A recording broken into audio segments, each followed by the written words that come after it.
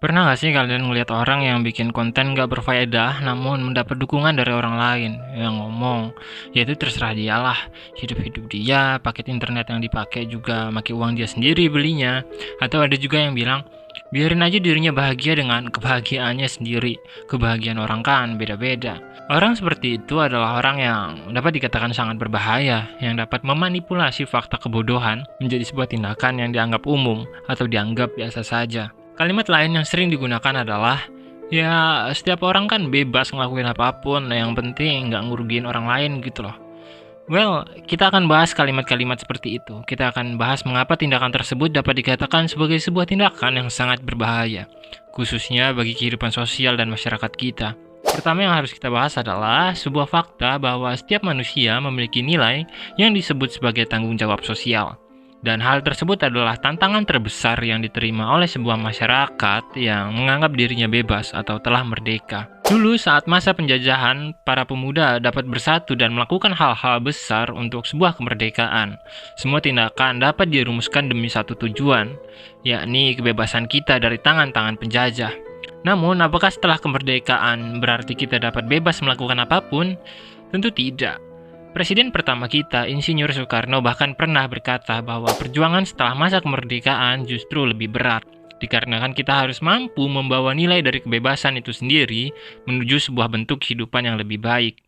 Hal tersebut adalah bukti nyata bahwa masih terdapat kewajiban dalam diri anak bangsa untuk dapat mewujudkan kehidupan sosial yang berkualitas, bukan justru terlalu sering bercanda dan menjadi bodoh dengan beragam tindakan yang tidak memiliki makna. Jadi kalau ada yang bilang, ya suka-suka orang lah mau ngapain aja, maka dirinya berada dalam jurang kesalahan yang teramat besar, karena dirinya masih seperti anak-anak yang mengharapkan kebebasan atas tindakan yang dilakukan, dan enggan untuk berpikir lebih jauh terhadap tanggung jawab yang dimilikinya sebagai bagian dari masyarakat dan bagian dari kehidupan sebuah negara. Dalam kepala orang seperti itu, kemungkinan besar tertanam pemahaman bahwa urusan sosial ya urusan pemerintah. Kita masyarakat ya cuma jalanin kehidupan dengan bebas dan sebisa mungkin mencari kebahagiaan. Pemahaman tersebut percis seperti pikiran seorang anak-anak yang masih berada di bangku sekolah dasar, di mana dirinya menganggap urusan rumah ya urusan orang tuanya. Yang penting dirinya masih bisa main dengan bebas dan sebisa mungkin cari kebahagiaan. Kan tolol gitu, karena pada faktanya kita bukan lagi seorang anak-anak, kita udah cukup tua untuk mengerti tindakan yang bermakna ataupun tidak bermakna. Kita juga seharusnya sudah mampu untuk memahami bahwa di dalam hidup terdapat tanggung jawab sosial yang ada di tangan kita sebagai bagian dari masyarakat.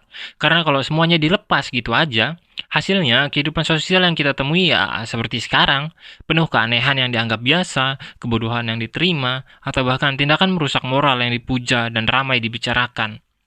Jadi kalau seseorang yang melakukan tindakan kebodohan atau aktivitas tidak bermakna lainnya, kemudian dikatakan bahwa itu hak mereka dan mereka bebas untuk menjalankan hal tersebut, ya jelas salah besar. Karena setiap orang memiliki kewajiban untuk sebisa mungkin merubah keadaan menjadi lebih baik.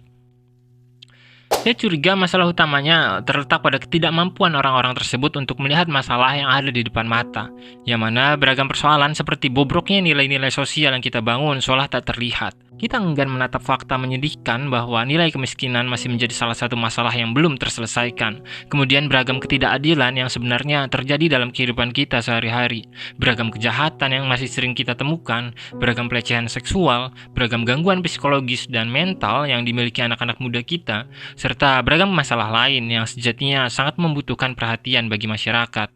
Saat ini, yang lebih sering kita lakukan adalah menunggu berita viral yang kemudian akan menjadi santapan pikiran masing-masing orang.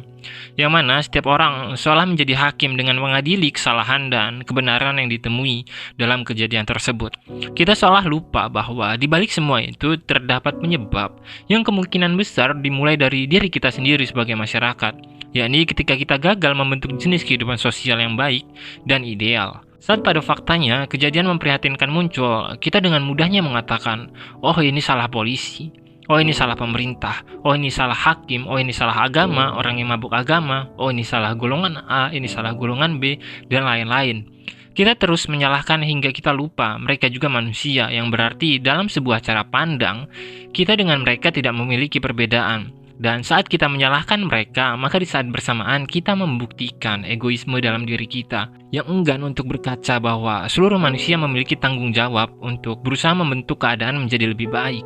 Kemudian, jika ada orang egois tolol berkata, tapi kan itu sudah pekerjaan mereka, mereka digaji untuk menata kehidupan sosial. Uangnya pun ya dari kita karena kita membayar pajak. Ungkapan tersebut menandakan kelemahan dalam cara berpikir yang dimiliki masyarakat. Karena kita gagal untuk mengerti bahwa kekuatan sejati yang dapat digunakan untuk merubah keadaan justru ada di tangan kita sebagai masyarakat. Hanya karena kita telah membayar pajak dan terdapat orang-orang yang bekerja dalam bidang-bidang sosial tertentu, bukan berarti semua dapat dengan mudah diselesaikan. Karena seperti yang kita ketahui bersama, masalah demi masalah pada faktanya masih tetap ada. Dan meskipun orang-orang yang bekerja dalam bidang sosial tersebut anggaplah telah berusaha semaksimal mungkin, namun kita tetap menjadi liar dan sulit diatur dengan menghamba pada kebebasan, maka semua akan percuma. Karena perubahan sejati ada di tangan kita sebagai masyarakat. Jadi mau sebagus apapun perencanaan dan upaya pengelolaan sosial yang telah dilakukan dan dirumuskan, jika masyarakatnya tidak memiliki kesadaran untuk berubah, maka semua hanya berujung kesia-siaan. Kemudian nanti, jika memang sudah benar-benar berantakan, maka kalimat puncak yang biasanya digunakan oleh masyarakat adalah, ya mau gimana lagi, orang udah akhir zaman. Atau enggak, mereka bakal ngomong, dunia bukan tempat untuk serius, tujuan kita seharusnya akhirat. Ya, keadaan sosial dan masyarakat kita memang semenyedihkan itu. Semoga kalian orang-orang yang berusaha melakukan yang terbaik dan berharap dapat menjadi berguna bagi orang lain untuk melakukan perubahan dalam kehidupan sosial kalian, dapat terus diberikan kekuatan di tengah kegilaan ini. Sekian kausalitas yang hening, sampai jumpa.